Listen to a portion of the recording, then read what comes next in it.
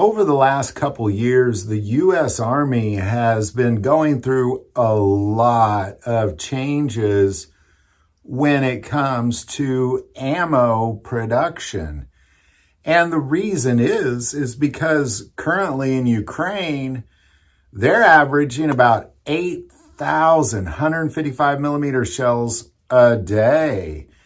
And most of that's coming from the United States.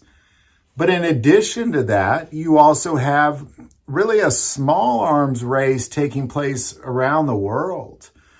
The sheer volume of small arms ammo being spent in Ukraine and Israel is something we haven't seen for a long time.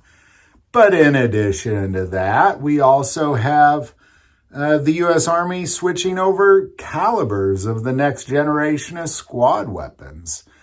Being the 6.8 and getting rid of the 5.56. Meanwhile, they still have to feed the 5.56 and their M4s and their M16s, as well as feed all the other AR-style weapons in this country. So I want to take a moment and really address what it is they're doing because of the promises that the U.S. Army made about ammo production by January of 2025. And it's January 2025 upon filming this video. It's January 14th. And a lot has happened with the U.S. Army ammo production. So let's kind of talk about the biggest facilities and then how this new facility in Mesquite, Texas that just opened in the summer has now been enhancing these other two facilities. So ultimately what you have is in Scranton, Pennsylvania, you have a U.S. Army ammunition plant pumping out mostly 155 millimeter shells, a lot of the big artillery shells. And what they have tried to do is increase production from 14,000 a month to 100,000 a month by January. And we'll talk about how they're doing that here in a second. But ultimately, in December, they were hitting 40,000 a month. And they have not released their numbers for January yet. I am sure they're not 100,000 per month.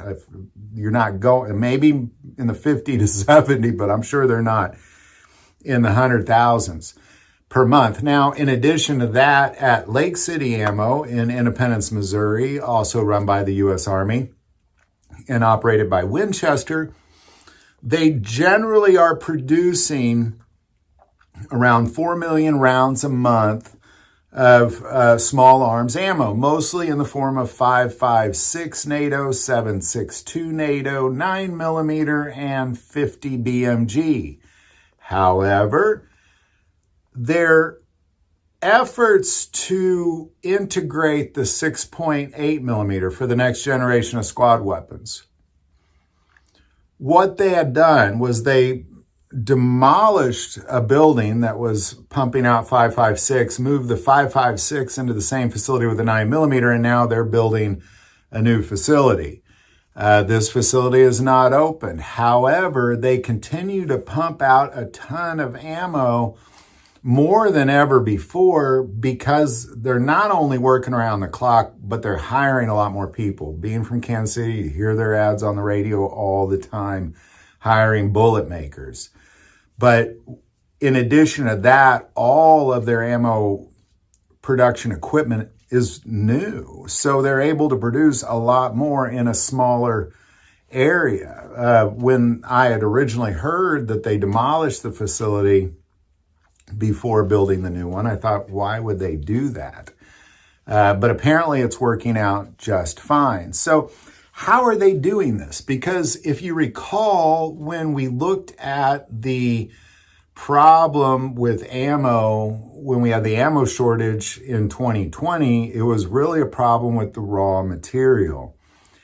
And regardless of whether you're talking about small arms ammo like 5.56 or bigger shells like 155 millimeter shells, they take very similar components. They take very, very similar components. So the raw material aspect is very similar.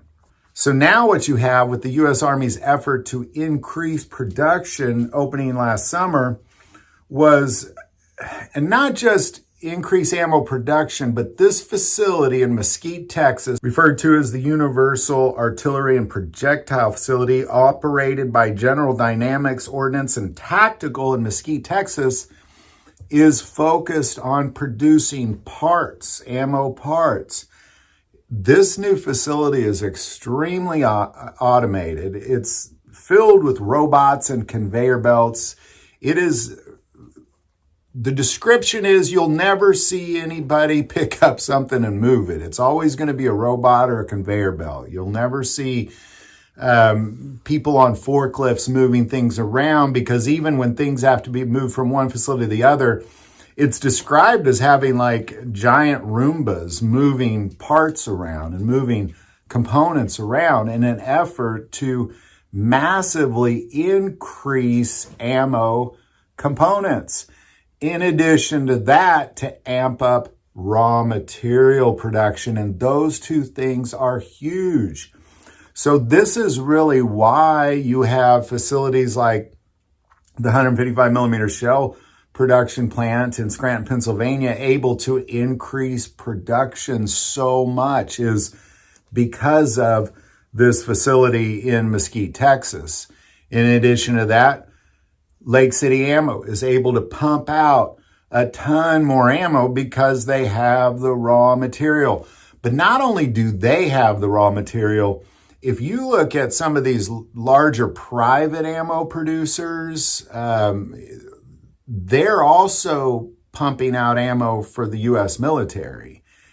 And they're doing it with U.S. military raw material. So you have Scranton, Pennsylvania pumping out more ammo because of this facility in Mesquite, Texas. You have Lake City Ammo pumping out more ammo, even though their facility is shrunk, temporarily shrunk, because of this facility in Mesquite, Texas. And now you also have private ammo producers producing more ammo because of this facility in Mesquite, Texas that opened last summer. It's a very significant new ammo production facility. They're not producing ammo as a whole. They're producing ammo components and ammo raw materials and doing a great job at it. So there you go. I just want to take a moment and kind of talk about how the U.S. military is reaching their goals, because they dug deep into the stockpiles of their ammo, but in a way what they're doing is better, because it's good to get rid of the stockpiles. All these things have a shelf life. All this ammo has a shelf life, and the longer it sits, the less effective it's going to be in a military situation. So it's good to get rid of those stockpiles, but at the same time, not necessarily establishing another stockpile, but be able to produce more ammo than ever before if they need it. It's really kind of brilliant, and I'm glad to see it's working out. They haven't necessarily reached their goals, but they're climbing the ladder, and that's the important part. So there you go, man. Any thoughts or insight on this U.S. Army's new ammo production facility and raw material facility? Put that below. The most important part of the channel, we take prayer requests. Never, ever hesitate to send that in. Thank you for watching this episode of God, Family, and Guns. And as always, love God, love your family, and love guns.